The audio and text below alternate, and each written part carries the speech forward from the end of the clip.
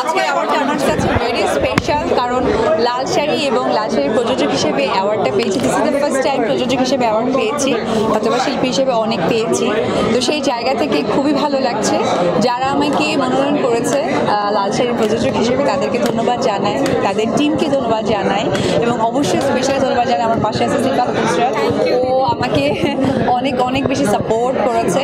আর বরাবরের মতোই বলাই বাহুল্য, সাংবাদিক ভাই বোনেরা যারা আছেন তাদের কাভারেজের কারণে আমাদের এই এত সুন্দর সুন্দর কাজগুলো আমাদের পছন্দের দর্শকদের কাছে, আমাদের ফ্যান ফলোয়ারদের কাছে পৌঁছে যায়। সো সর্বকিছু মিলে আমি আপনাদের কাছে কৃতজ্ঞতা, ভালোবাসা এবং শুভেচ্ছা জানাই।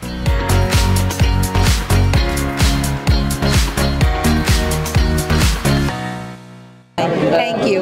দিদি, অপু বিশ্বাসকে as a model, as a নায়িকা, অ্যাজ এ প্রযোজক হিসেবে দেখলাম, অনেক নারী ডিরেকশনও দিচ্ছে, পরিচালক হিসেবে দেখতেছিলেন। খুব বড় একটা প্রশ্ন এবং খুব ভারী একটা প্রশ্ন, কারণ ডিরেকশন দেওয়াটা না আসলে একদমই সোজা নয়। Captain of the ship definitely অভিনয় করাটা আমার কাছে সামটাইম মনে হয় যে ঠিক হয়ে গেছে। মডেল এটা অবশ্যই তার একটা অংশ, আর বিজনেসও আমার কাছে মনে হয় যে ঠিক আছে, কিন্তু ডিরেকশন দেওয়ার জন্য অনেক মেধা দরকার, অনেক জ্ঞান দরকার। কাজের মধ্য দিয়ে এত ব্যস্ত হয়ে গেছি বা কাজ করেছি এত বছর ধরে, 18 বছর ধরে, কিন্তু কখনো ওইভাবে চিন্তা করিনি যে ডিরেকশন দেবে, এবং আমার ভবিষ্যতেও ইচ্ছে নেই। কারণ আমি চাই আমার ডিরেক্টররা আমাকে যেভাবে অ্যাকশন কাট বলে অভ্যস্ত, আমিও শুনে অভ্যস্ত। সো আমি বলতে চাই না। দিদি, সোশ্যাল মিডিয়া আপনার নিয়মিত আপডেট দেখছে, আপনি নিজেকে আসলে পরিবর্তন করছেন।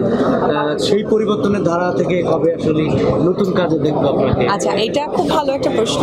এটার কারণ হচ্ছে যে মানুষ তো যেহেতু, এবং আমি একজন পাশাপাশি মাও বটে, তো আমার দায়িত্বের মধ্যে যেমন আমার কাজ, তেমন আমার সন্তানের কাজ। আর আগে তো আমার মা ছিলেন, যেহেতু মা না থাকার কারণে একদমই টোটালি আমার উপর দায়িত্বটা চলে আসে।